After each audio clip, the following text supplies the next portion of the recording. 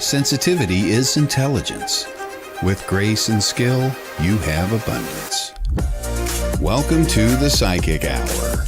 Host Kelly Brickel is a psychic medium, numerologist, healer, and teacher. Her passions are learning about the soul and energy. Whether through spirit, emotion, or vibrational numbers, there is always a pathway of information waiting to help. Now, here's your host of the Psychic Hour, Kelly Brickel.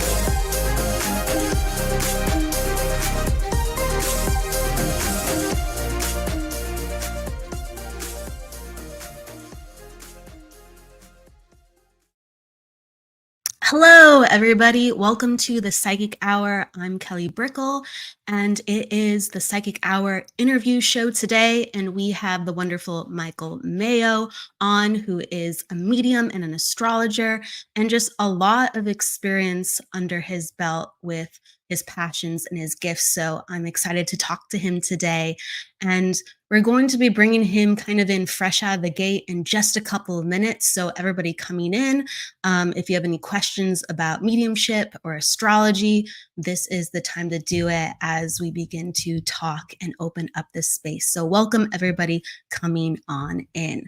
All right. So with that said, let's introduce Michael. And with that, for everybody who knows him, or if this is the first time that you've heard of him, Michael Mayo is an internationally trained medium, astrologer, and spiritual teacher. He developed his mediumship in the United Kingdom under mediums such as Gordon Smith and Eileen Davies.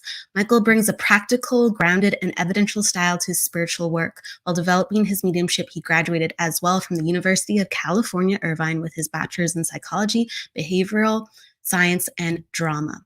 With his passion for teaching and helping others discover their own unique spiritual connection, he has also founded his school, the Oakbridge Institute for Mediumistic and Psychical Studies, as well as teaching internationally. Michael is also a second-generation astrologer with over 18 years of understanding in astrological theory. Blending his many spiritual gifts and skills, as well as practical, grounded, and results-oriented approaches, his greatest mission is to show that life, like love, is eternal.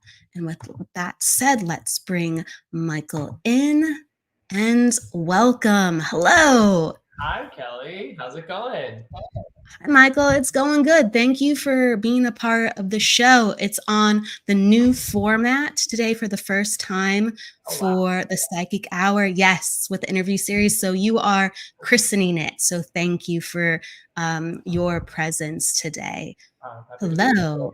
I loved your intro, by the way. Your intro was so cool. That was awesome. Thank you. Thank you. With all the graphics and everything. Yeah. So I loved it.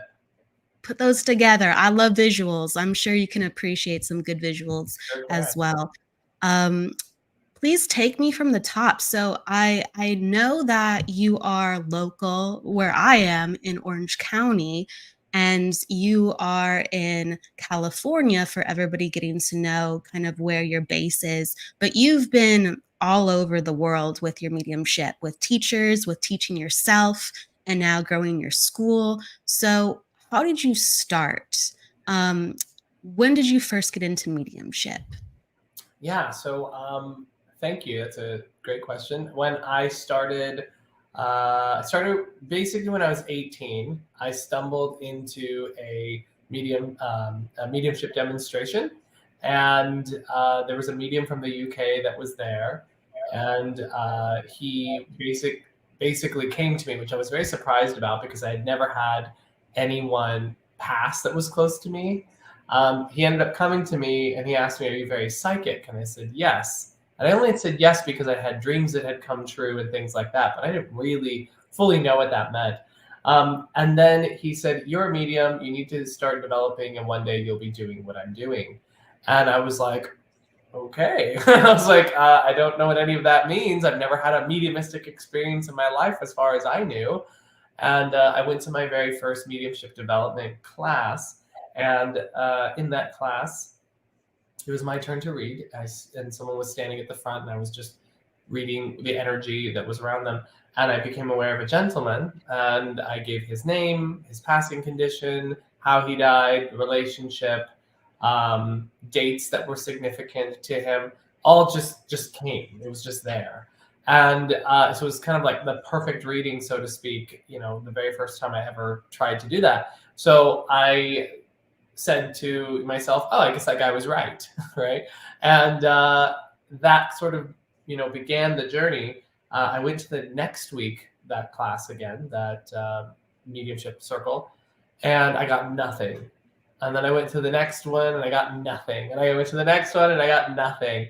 And that was sort of like the spirit world dangling the carrot, basically going, hey, this is what's possible. Now go develop it. And so I spent the last 17 years developing my mediumship and psychic awareness. Wow. So I think that is very true, though. We might have this knock ourselves over experience, and then we're kind of perplexed of it's not going according to plan, even if, let's say, and you can understand this, if we're grounded, if we're practical, if we're hardworking, we go, what's happening? This isn't exactly right. And right is very confusing in this work sometimes when we're beginning. Yeah, I mean, I think it sort of scratched an itch of searching for something bigger than myself that I think I've always had. And when I had that experience, I recognized, okay, well, this is possible. I'm capable of this. I just don't know how I did it. And so it was sort of that drive to search for, truth and what is my own personal potential. And I think that that's what kind of propelled me. So I think the spirit world had a really good idea of what they needed to do to me to like get me hooked in, which was give me this amazing experience. And then now I have to actually go out there and try to discover, what does that actually mean? What does that mean for me? What am I beyond just this body?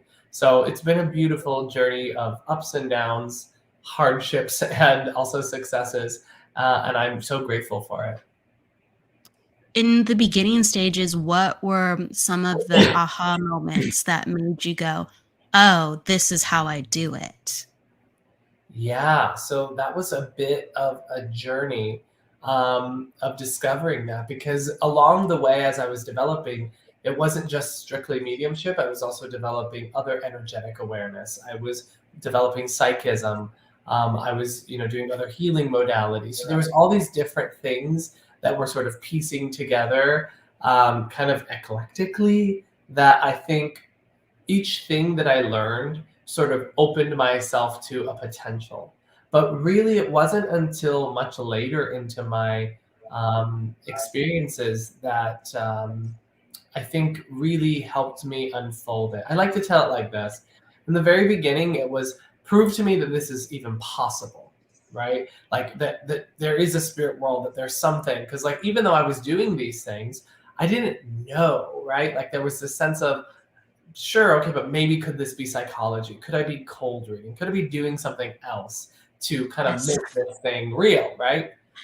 So it was like, first, I need to know that this is even real or possible. Once I felt confident in that, then it became, okay, well, I believe that other people can do this, but I don't know that I can do this, right? So then I'm trying to see if that's true.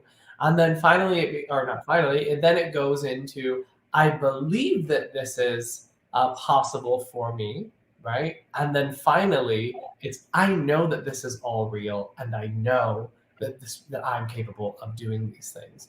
And it really wasn't until I would say, I mean, there's so many points along the way that made me go, okay, I believe, but then I might take a few steps back and then go forward and step back, kind of this back and forth thing.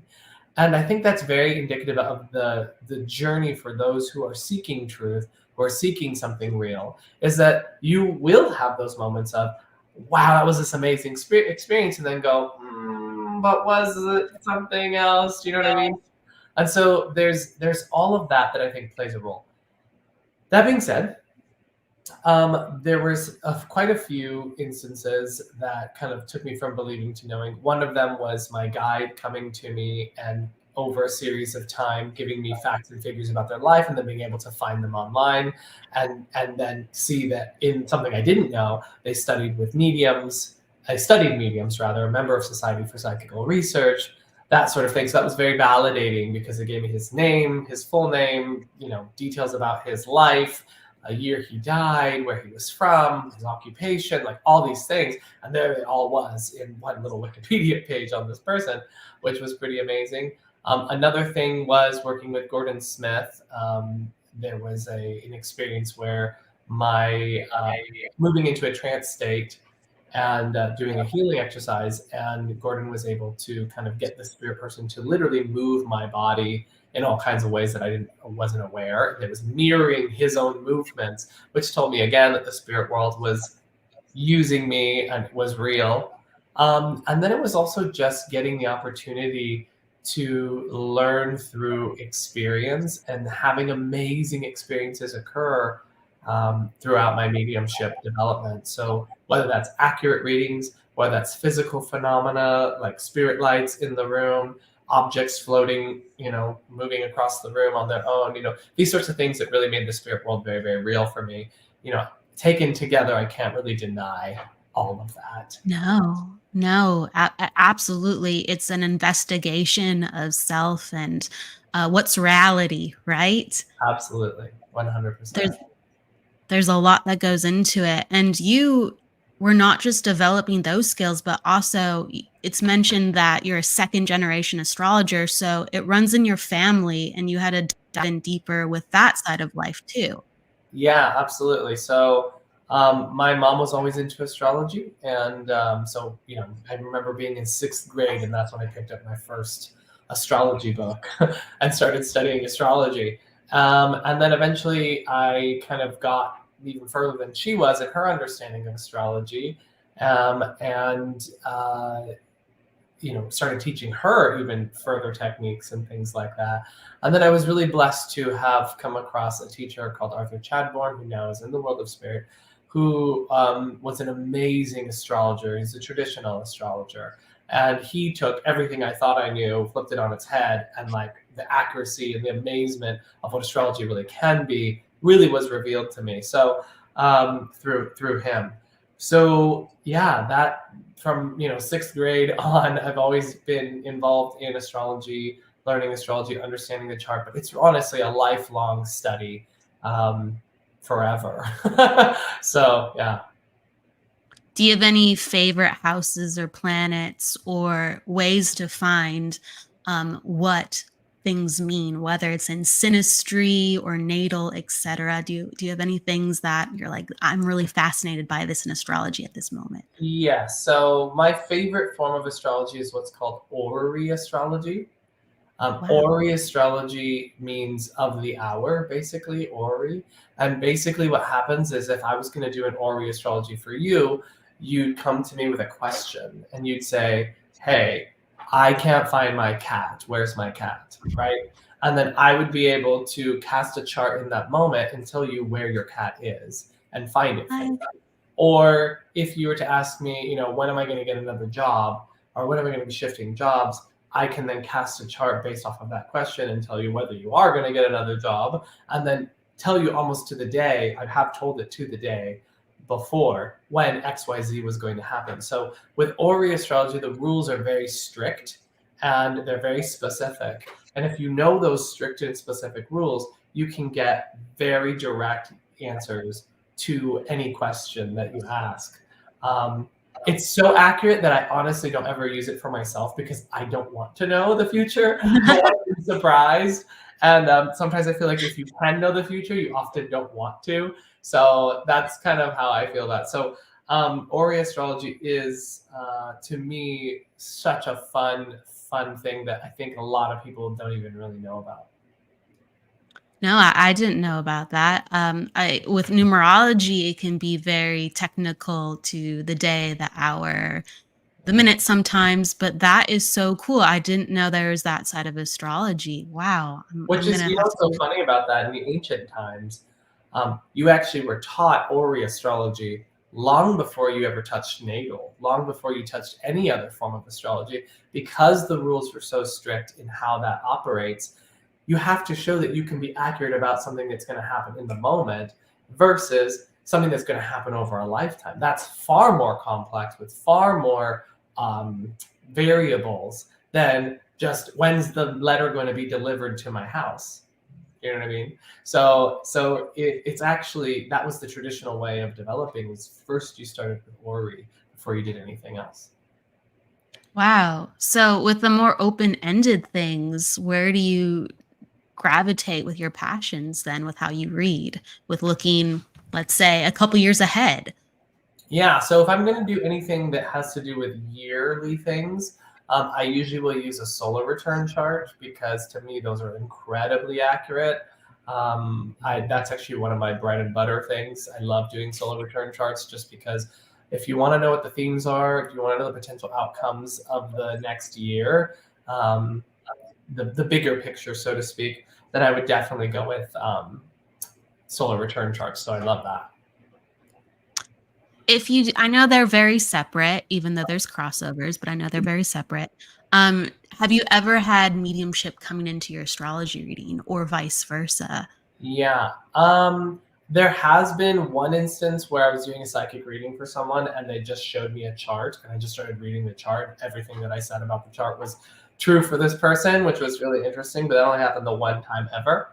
And then as far as the other direction, sometimes if I'm looking at someone's chart, I might start picking up psychic information about it, just because, you know, you get into a flow kind of similarly. But what I would say is that they are very different. They use different parts of the brain, in the sense that one is very analytical and the other one is very non-thinking.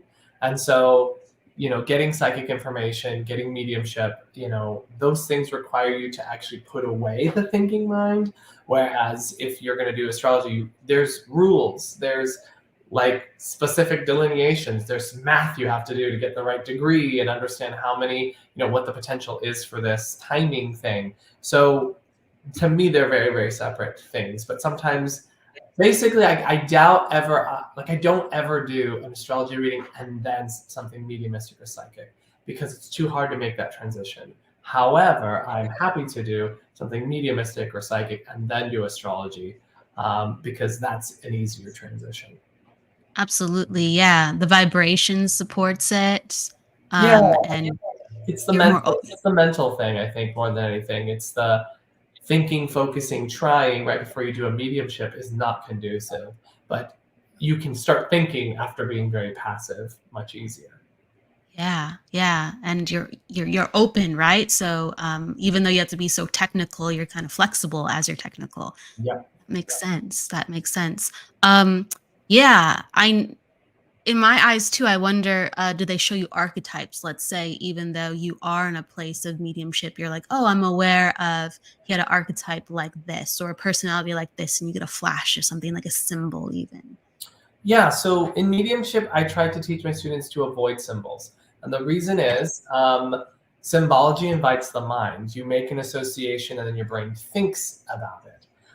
What we prefer to do is to, whatever is happening in the moment is how you interpret that thing. So even if you did in one instance get, you know, cat eye sunglasses, right? You may, in one reading, it may mean one thing, in another reading, it may mean something entirely different. So it's more important that you check in with the context of how it feels in that moment, rather than decide that every time I see this, it must mean X, Y, Z. The moment should teach you. As far as archetypes in you know, readings and things like that, symbology can play more so in psychism. I would say less so in mediumship. So those archetypes and things like that, I would not use, only because what it does is it can, again, invite the mind. An archetype is a mind. And so we want to avoid anything that's going to kind of narrow our focus. We want to be flexible so that anything that arises, right? Like, let's say I see like a big, like red flannel lumberjack looking guy. If I stick with that archetype throughout the reading, I may then miss the fact that he loved to knit and that he raised kittens and that he was super sensitive and sweet, right? because the normal thought about a lumberjack is going to be like tough, quiet, strong, all those sorts of things. So I have to stay flexible. So I actually avoid using any sort of uniform anything. I agree with that. For, let's say, randomness, when symbols that, let's say, you're just like, oh, in the context of this moment, I understand what that means. Do things kind of bounce in sometimes? But yes, I agree. It lends itself much easierly in psychic work. Yeah, absolutely. And the other thing is, context is everything. But I think another thing, and which comes from feeling, and so that's the clairsentient process. So the more that we can feel into whatever our experience is, that's going to often give us what it means, how it's wanting to be represented in this moment. But I think it's also important to remember that mediums don't actually have to understand what we're talking about. And I think that's a big thing that a lot of people run into as mediums, especially when they're learning, is they think they have to package everything for your sitter. And the reality is you may think something means something. Like, let's say you're giving a reading and you're telling this whole story about this person, and you're sort of creating this idea in your mind based off of everything that you're experiencing. Well, oftentimes what you'll realize is at the end when they tell you, oh, this is what this meant, this is what this meant, this is what this meant, you realize it had nothing to do with the story you were creating in your head, but the stimulus was still right. So the less that we can, try to understand the information, the better off. I always tell my students, don't listen to your readings. Like, don't try to listen to them, because if you do, you're going to create a story and you might start to give information based off of what you think is happening rather than what's the stimulus coming from the spirit world. So you really want to keep your attention on what's coming from spirit, not from what's coming from your thinking mind. So keep it amorphous, just keep it very amorphous when it comes to mediumship. I think that's very clear and important distinction. Absolutely. Yes, for you, like, you don't have to get it. And that doesn't mean that you can't get very specific information. I mean, I give street names, I give, places where people come from. Those are very specific things, but it doesn't mean that I have to necessarily understand it. Does that make sense? Absolutely. Yes. Yes. From the ethers, even though you know it, right? Yeah. Within your school, because I mean, that's an accomplishment, building a school and starting to create courses and to provide leadership for people. What are some of the things that you have developed and are continuing to develop going forward? Continue to develop going forward. Of course. So I'm so excited about Oakbridge Institute. It's my my little baby. I love it because it's something that I've always wanted to do. Having been in this world of spiritual awareness and development and stuff for 17 years, I've seen a lot of teachers. I've seen a lot of people who, teach in a certain way, or, there's different styles, there's different beliefs. And there's a lot of, forgive my French, bullshit out there. There's a lot of things that I think aren't helpful. They don't move you towards the goal of what I think the goal is, which is specificity, accuracy, and true, genuine spirit connection. And so in all of those years of learning and developing, I've been able to kind of distill things down to what actually works, what gives results, and what are personal experiences that we can have to help us know that the things that we're experiencing are real. So people tend to think of me as this very grounded, practical, evidence-based approach. I can be a little bit of a bubble popper. When things get a little too airy-fairy, I'm like, poop. Because to me, the reality of spirit is far more magical than any sort of airy-fairy thing that we can sort of drum up. The reality of connecting genuinely with the spirit is magnificent and crazy and amazing. So to me, keeping it grounded, keeping it really evidence-based is so important. So with all that in mind, I created the Oakbridge Institute along with my friend and peer, Megan Elisa, medium Megan Elisa, for anyone who knows who she is. And we put together a curriculum. So we have, we offer mediumship, we offer psychism development. So for the mediumship courses, we have foundational courses that take us from you don't know anything, or maybe you have some experience, but you feel like there's gaps in your learning. we teach Foundations 1 for that. Then we have Foundations 2 and Foundations 3. Foundations 3 is particularly special because it's so focused on the power, which is something that's not often talked about in a lot of teaching, is the power of spirit and how we learn to understand it and recognize it. That's actually everything. It's not about us going and getting information. It's not about us hunting it down. It's about us learning to follow a flow, follow the energy. And so in our foundation series, we feel like it's quite unique and it's just not, people don't teach it the way we teach it. There's only 1 or 2 teachers that I can think of that really do teach in that similar vein, which I have found to be the most effective. After that, we move into expansion, which is all about becoming the whole medium, meaning personal development alongside your mediumistic development, because that's such a huge part. And then we move into a couple of other levels after that, which will take you eventually into more of the professional, working with the public, that sort of thing. So all in all, if you take our foundations through advancing, you will be with us for about 3.5 years, something like that. So it's a full course on learning how to actually develop your awareness solidly. We're strong believers in, you don't have to rush out there and become a medium right away. Like, really learn your craft and learn how to do this well, because becoming a medium is so much more than just making a link to the spirit and giving a message. It's about developing yourself and spiritualizing yourself, which is such a huge component to it all. So that's one avenue. We also have psychism, although I'm kind of reworking that just a little bit right at this moment, so it's not available right this second. We have workshops that we do. We offer demonstrations. We also offer weekly classes that are just drop-in. So let's say you don't want to do like the full courses. You're welcome to do, drop-in weekly circles, which is the traditional way of developing as well. So there's so many different options. I love what we have, and we're only growing and adding more and more things as time goes on. So yeah, that's Oakbridge. With something that you were excited about with learning to teach others how to be in the power, does that go back to the basic foundations of sitting in the power, or does that actually expand on what that means for people who are learning about that from a mediumship entry point? Yeah, so sitting in the power is the practice that we do to build our power and which is your energetic backpack, so to speak, when you're working with anything with the spirit world, when you're working with anything sort of other awareness, as I like to call it. So that's one part of the power, and then the other part of the power is the power of spirit. And this is the thing that actually moves and inspires us. This is the whole kit and caboodle when it comes to mediumship communication.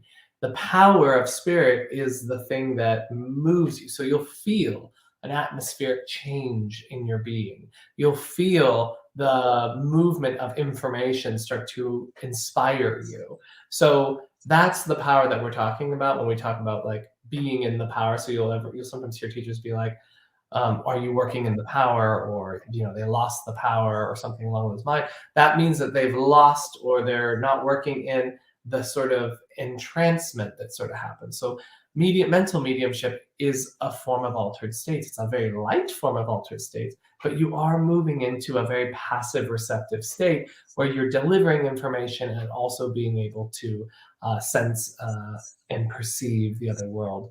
So working with the power, it's basically a divine intelligence that moves and inspires you, that gives you all the information. So it's not something that comes from us, it's something that's happening to us, and we're just narrating that experience. And that is, what mediumship is. And that's really what the power is when we are talking about it as it applies to when you're reading versus like just sitting in the power. Does that make sense? Yes, it does. And also, does the Oakbridge Institute mostly focus on mental mediumship with development? Yeah, so we actually plan on, because we don't have full courses yet on trance mediumship, but we do have Eileen Davies who's coming in to do a trance development course. So we have trance. We are going to have healing, although I'm still on the search for someone who I feel is like a solid teacher who has evidence to prove that they consistently provide not just energetic healing, but actual physical results as well. That to me is very, very important, because I have been blessed to see just a couple of different people, who can really, like, you have a hurt knee, they put their hands on you, and then that knee pain is completely gone forever. So um, I've seen that. I know that exists, and so I'm waiting until I find someone to kind of put them down that avenue. And then it's not just mental mediumship. We also teach psychism as well. So psychism, trance, mental mediumship, and healing is kind of the goal there. It's a fantastic goal. It's lofty, but it's from the heart, right? Absolutely. Well, and the thing is that, I have experience in all of these different things. It's just that I'm just one person and I can't do it all. If it were up to me, I could just teach trance. I could teach mental mediumship. I could teach psychism. I could do all of it. But unfortunately, that's like that would take up all my time. And, you also have to have a life too. So that's why we have different tutors who come in and teach those topics as well.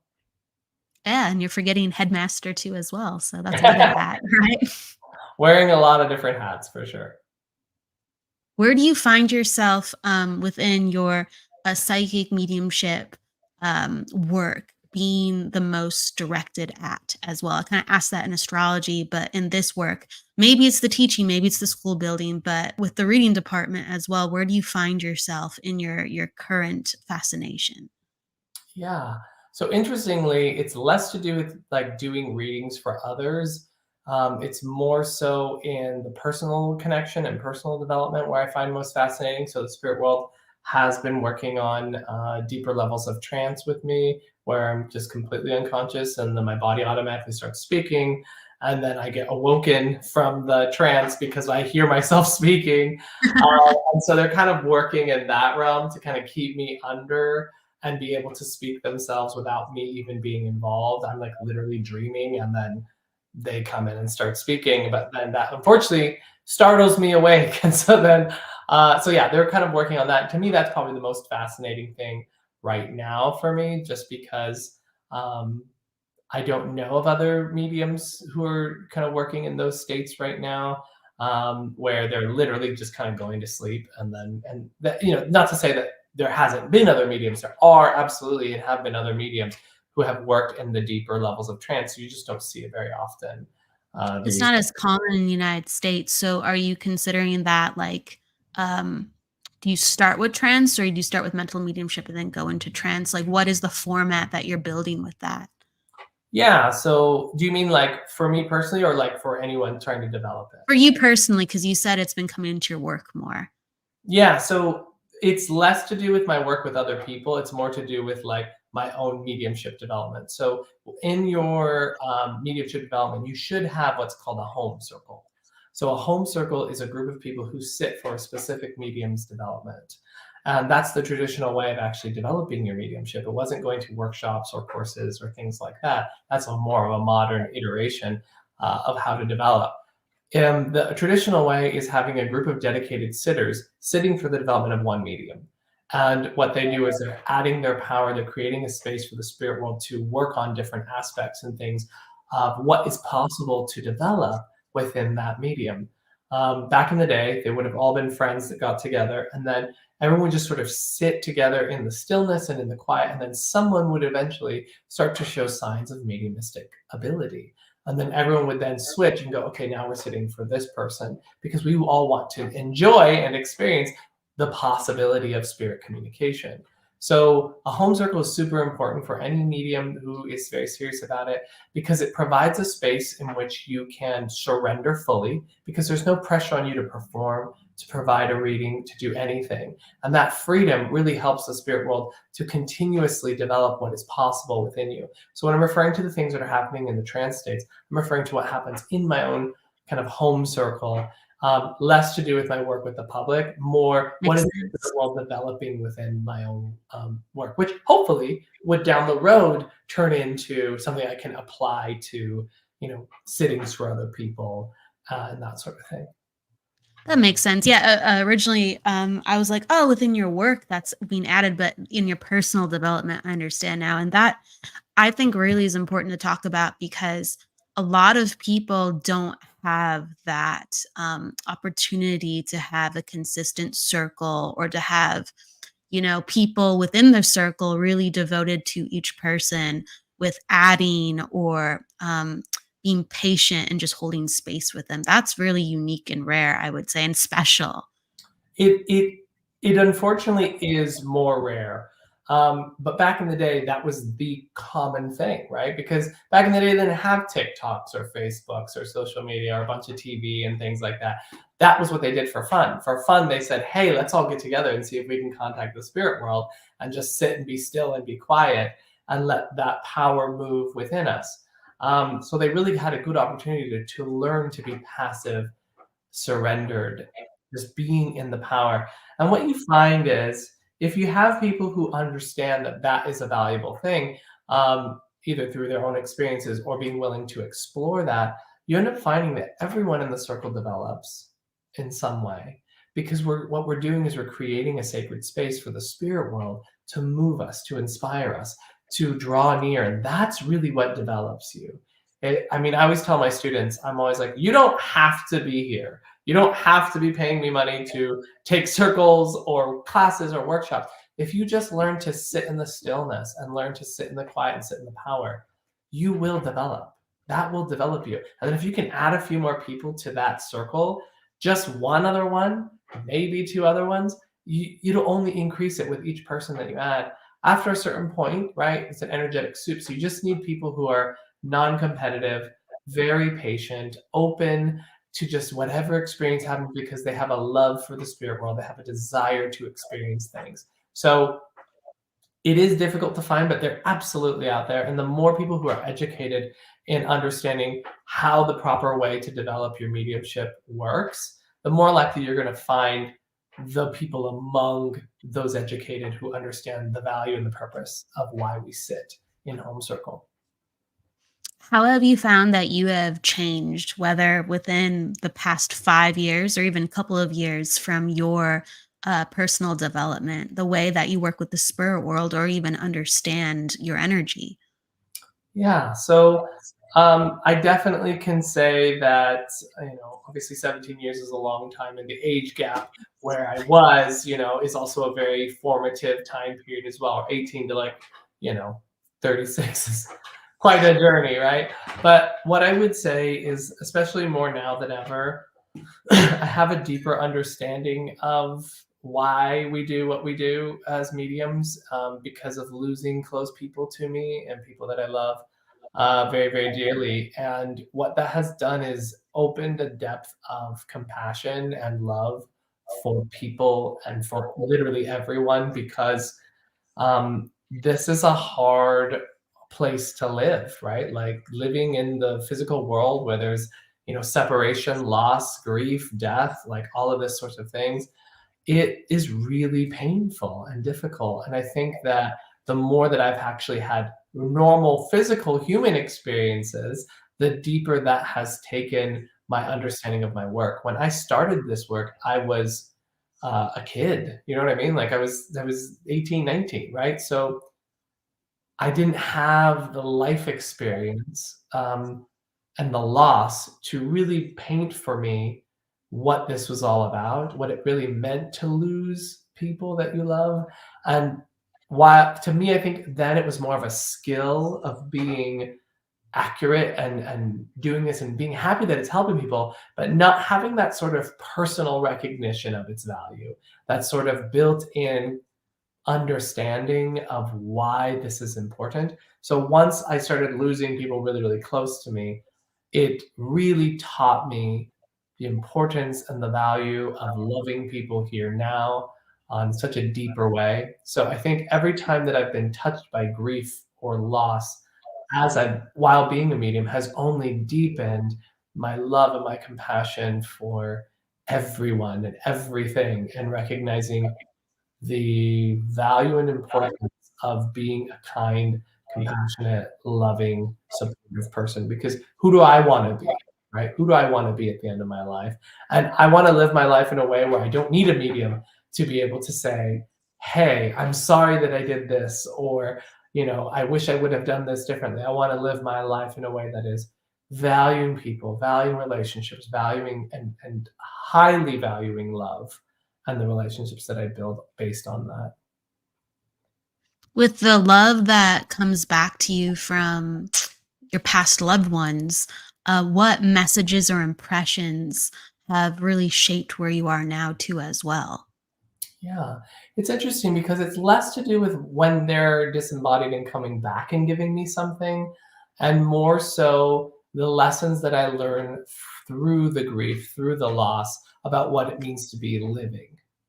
Because Yes. for me, once they've entered that sort of spiritual realm, there isn't a sense for me of them being in pain or, unhappy or anything like that. Like, I know that they are perfectly fine now.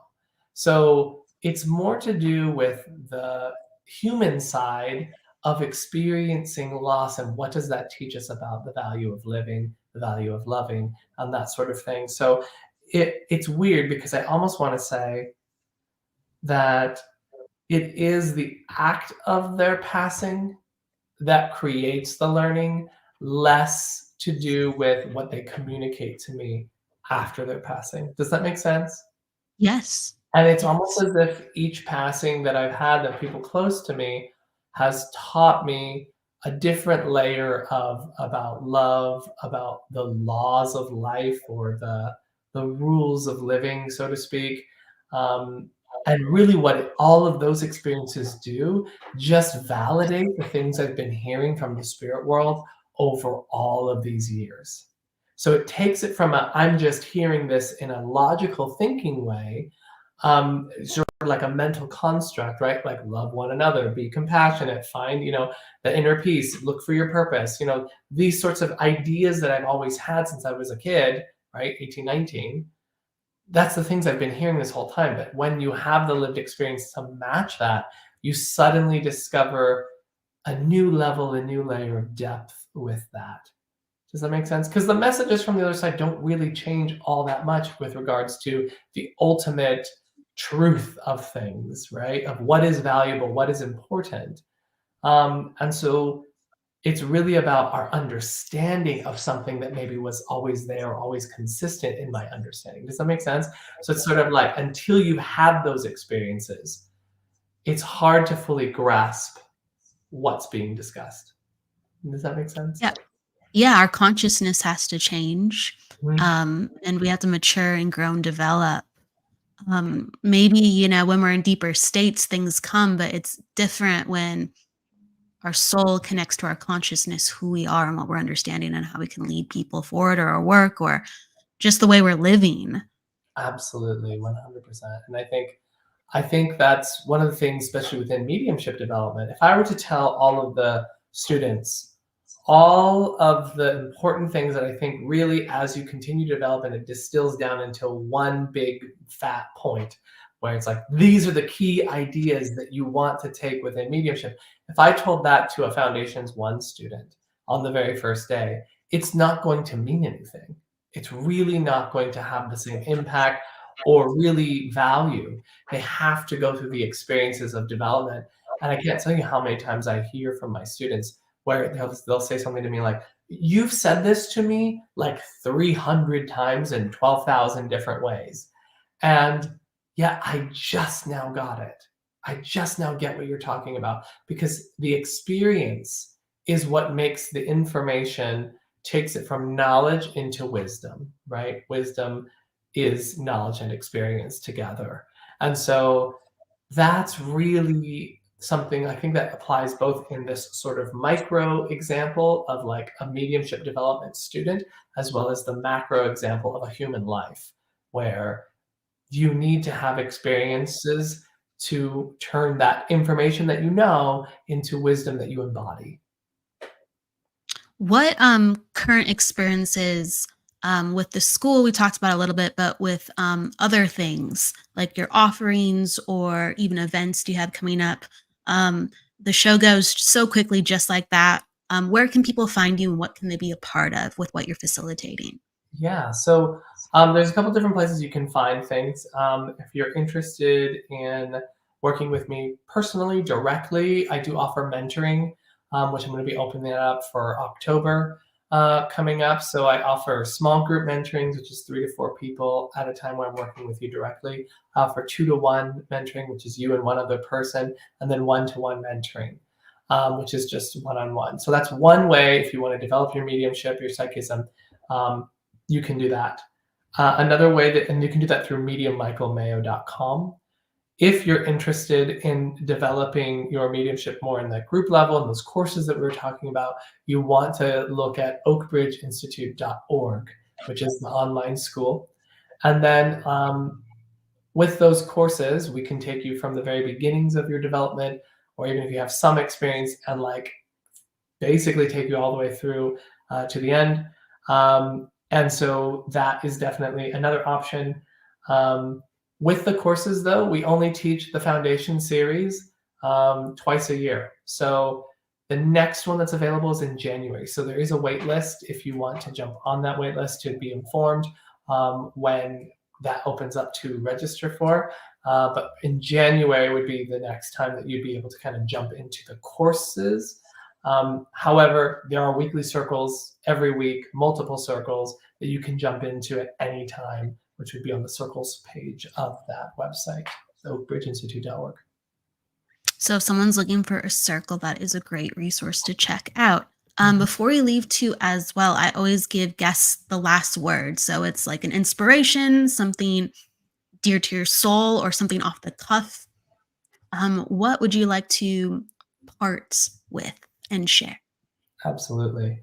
Well, first of all, I just want to say thank you, Kelly, for having me on here. I really appreciate you inviting me on here. It's a great conversation. Love your questions. But what I want to say to everyone else, I think it's something that's probably said a lot given the life experiences that we have. But very recently, I lost one of my best friends just a few weeks ago.